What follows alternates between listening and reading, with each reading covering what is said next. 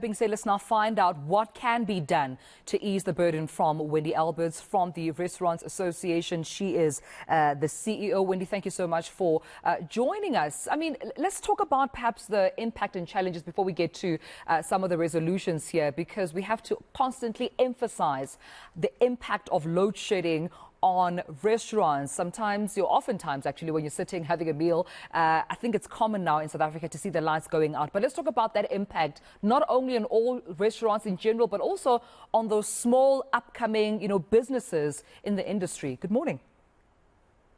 Good morning. Thank you so much for inviting us.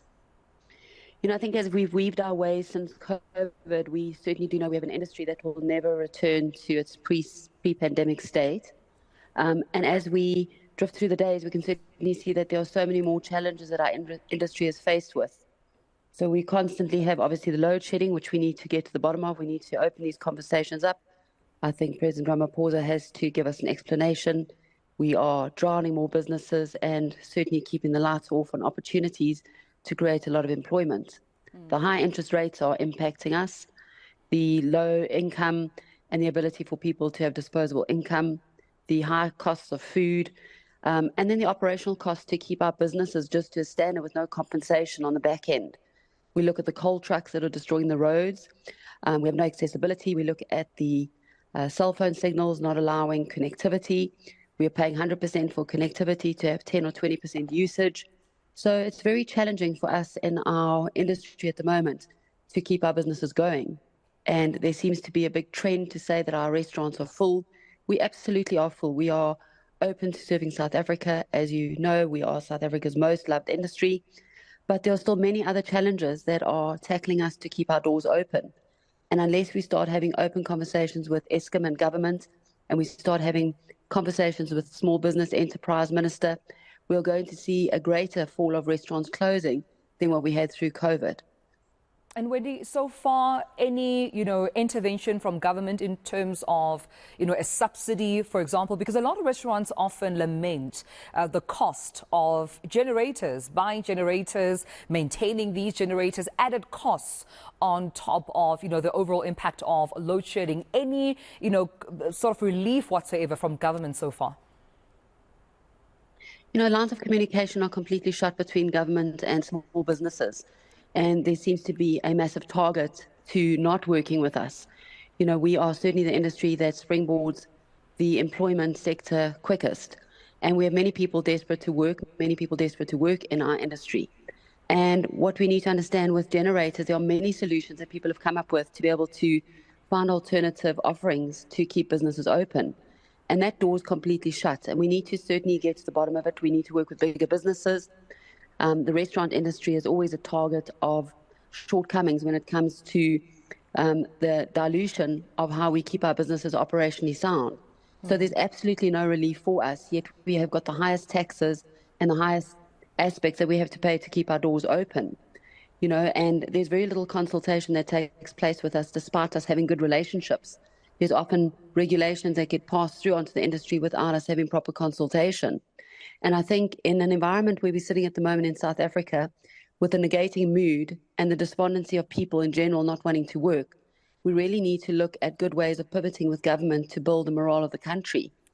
And we are the best place and the best industry to be able to set that tone forth. You've seen we've had now a couple of weeks of limited load shedding. It's certainly done great for the morale of the country. People feel invested. They certainly do want to look at ways of opening up businesses. And then without cause or reason, we hit unannounced with level 6. And I think the inconsistency of the mood in the country and the inability for people to feel secure in investment is having a massive taxing toll on the bottom end of the market in terms of new businesses. Right. We're speaking relief here from government. In your experience, from your perspective, what does that relief look like in the immediate future, not only from a government, but also from literally anywhere, really, private sector, collaborations, partnerships, government, obviously. But what kind of a relief do you think the industry needs as a sense of urgency? I'm so delighted that you've asked this question. We've been harping on this topic for a very long time. We came out of COVID with regulations and restrictions that were hardest on our industry. Many of our restaurateurs had accumulated massive amounts of debt to keep those businesses open. Landlords were not favorable or understanding. Many of those landlords have compounded the debt and the interest on it to expect us to pay it back. We had looked at lending money to be able to pay back our debts. And as we came through the drift of COVID, the interest rates have exponentially gone up, which has severely prejudiced our businesses. Landlords are still unsympathetic and unproductive with us. They certainly do not want to look at the bigger picture of looking at a model that will actually work. We're working with the town council to look at remodeling car dealerships, to change the zoning, that we can actually get our restaurants to own their own restaurants, that we can be relieved from the landlords. We're looking at Airbnb homes where people can set up large dining rooms and actually serve people in-house so that we are not reliant on the landlords, because they really are crippling us. It is a massive amount of our capex that goes into that. The next thing, obviously, is the high banking charges that we're paying on credit cards. We're also looking at the operational costs to run our businesses with the diesel and the generators. And it's not only about the high costs, it's about the capacity, what it can and what it can't operate in our businesses.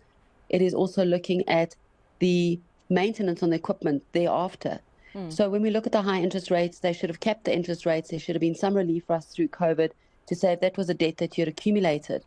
But when we're paying 20 or 30,000 Rand a month on debt, and with the interest rate increases, that's doubled to 60,000 Rand, we certainly are being uncompetitive in an environment where our restaurants were prejudiced in COVID for no fault of our own. We also need to obviously look at the trucks on the roads. You know, they are destroying our door piece and our towns. Our roads are very damaged. There's no connectivity on the roads. People need to feel safe to travel to destination, and to improve local tourism, that we can get the economy turning and for people to create employment. So these are all many, many issues that we are looking at. So while we are operating in a massive market and we are looking at points of recovery and ways to adapt, and we continue to be a dynamic industry, we have to work with government, because I think we are still the industry that's left in the dark, that really does not get the attention that it deserves to springboard itself forward in helping South Africa recover its mood and economy. Absolutely, and we hope that, of course, your voice will be added on to just put more pressure on government to, of course, expedite interaction engagements with the industry, so that to find better solutions for you guys to operate.